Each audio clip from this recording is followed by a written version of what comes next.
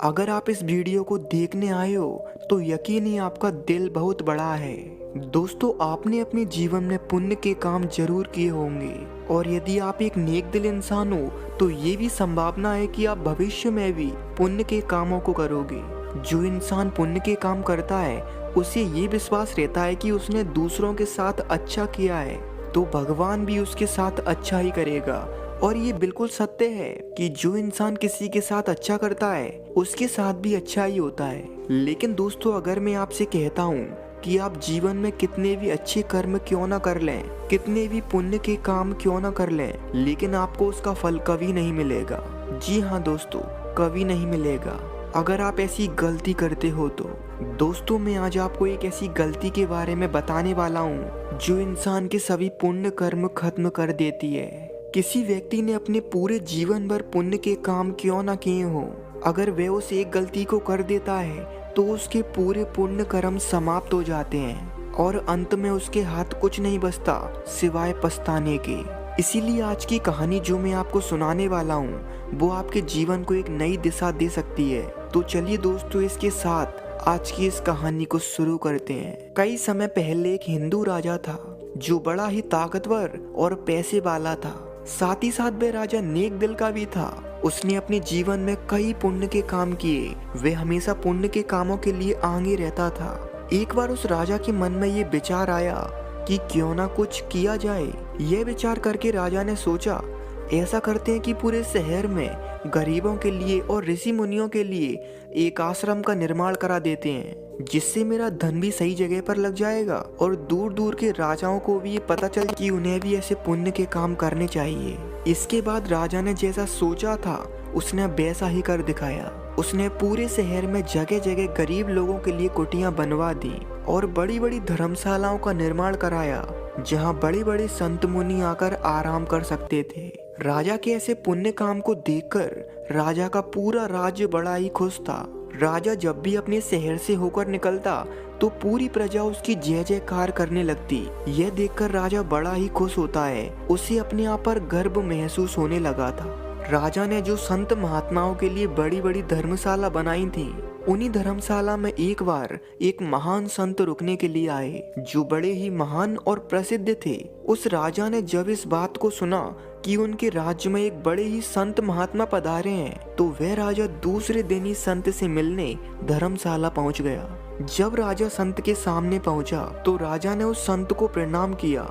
हे महात्मा, आपका बड़ा ही आभार है कि आप जो हमारे राज्य में पधारे। इतना कहकर राजा उन संत को अपने द्वारा बनाई गई सभी धर्मशाला के बारे में बताने लगा और बताने लगा कि उसने किस तरह सभी गरीबों के लिए जगह जगह पर कुटिया बनवा दी। कई समय बीत गया।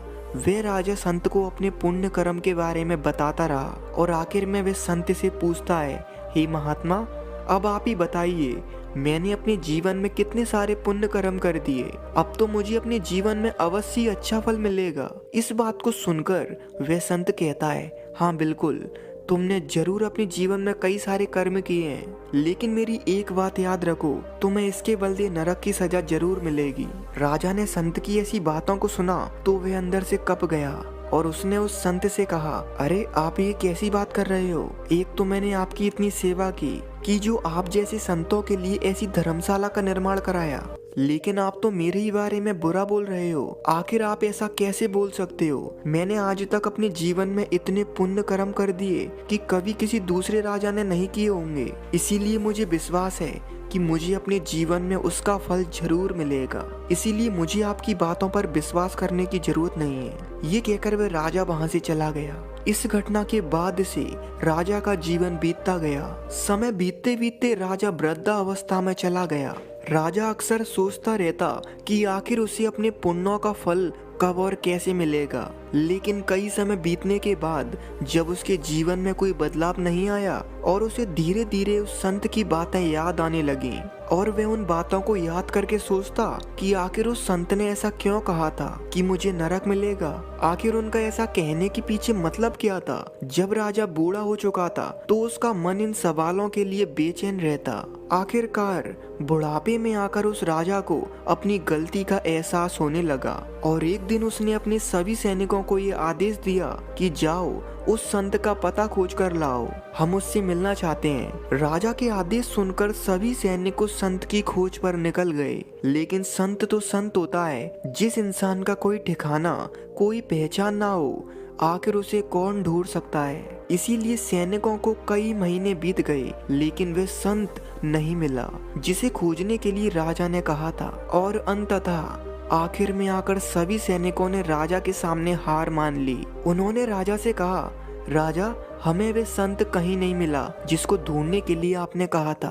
अब आप ही बताइए, जिसको आपने ढूंढने को कहा है वो एक संत है, और संत को खोजना बिना पहचान के किसी इंसान को खोजने जैसा है। ये बात सुनकर राजा कहता है, नहीं नहीं, ऐसा नहीं हो सकता। अगर वे संत मुझे नहीं मिलेगा तो जो जवाब मेरे मन में है मैं उसका उत्तर कैसे पाऊंगा। ये सुनकर राजा का मंत्री कहता है, राजन, लेकिन हमारे पड़ोस के गांव में एक जाने माने संत रहते हैं, शायद आप उनसे अपना जवाब पूछ सकते हैं, क्या पता वे आपके सवाल का जवाब दे दें। यह सुनकर राजा अगले ही दिन संत से मिलने निकल गया। जब राजा संत के सामने पहुंचा तो उसने सबसे पहले उस संत को सादर प्रणाम किया और उनसे कहा, हे महात्मा, मेरा परिचय केवल इतना है कि मैं जो गलती पहले कर चुका हूँ उस गलती को मैं दोबारा नहीं करना चाहता। इतना कहकर राजा ने उस संत को अपनी पूरी बात बता डाली कि आखिर कैसे उसने अपने पूरे जीवन में पुण्य कर्म किए थे। और जब अपने पुण्य कर्म के बारे में उसने एक संत को बताया था तो उन्होंने उससे कहा था कि इन सभी पुण्य कर्म के बदले तुम्हें नर्क की सजा मिलेगी। और शायद जो संत ने कहा था वह बातें मुझे अब समझ आ रही हैं कि वास्तव में मेरे पुण्य नहीं थे, लेकिन उस संत ने मुझे ये नहीं बताया कि आखिर मेरी गलती क्या थी। और इसीलिए मैं उस संत को खोजता खोजता आज आपके पास चला आया। क्या आप मेरे सवालों का जवाब दे सकते हो? यह सुनकर वे संत हंसने लगे। बेटे, वास्तव में तुम्हारे सभी पुण्य बेकार हो गए, क्योंकि तुमने जो पुण्य कर्म किए वो सभी दिखावे थे। तुम मुझे कोई ऐसा पुण्य कर्म बताओ जो तुम्हें याद ना हो। ये सुनकर वे राजा हैरान हो गया। उसने कहा, ऐसा तो मैंने कोई काम नहीं किया जो मुझे याद ना हो। तो संत कहते हैं, बस यही वो गलती है जिसने तुम्हारे सभी पुण्य कर्म बेकार कर दिए। पुण्य कर्म वो होते हैं जिसे करने के बाद इंसान खुद भूल जाए। तुमने अपने जीवन में जो कुछ भी किया वो सब अपने शौर्य को बढ़ाने और दिखाने के लिए किया। अगर उस समय तुम्हें अहंकार ना होता तो इस बात को तुम उसी वक्त समझ जाते जिस वक्त वो संत तुम्हें समझा कर गया था। ये बात सुनकर वे राजा बड़ा ही दुखी हो गया। उसे देखकर संत कहते हैं, देखो, जो हो गया सो हो गया। अब तुम्हें अपनी गलती का पछतावा हो चुका है, इसीलिए अब से तुम जो भी पुण्य कर्म करोगे वो सच्चा पुण्य कर्म होगा। इसके बाद वे राजा संत से हाथ जोड़कर वहां से चला गया। और इसके बाद उसने अपने जीवन में कई पुण्य कर्म किए, लेकिन उसने कभी किसी को नहीं बताया।